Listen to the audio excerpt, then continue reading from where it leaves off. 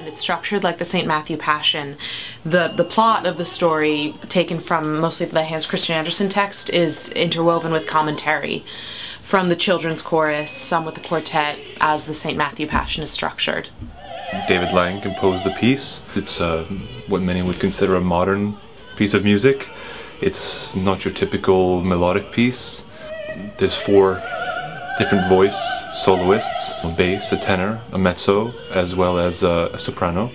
And combining those elements, he tells a story, along with the children's chorus, of the little match girl and her journey.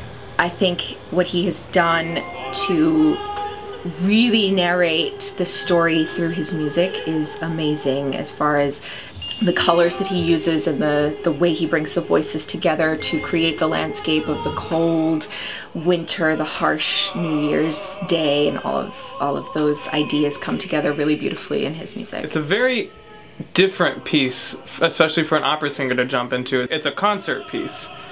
And adding the staging into it, you get the whole story. You actually get to see the little match girl passion come alive.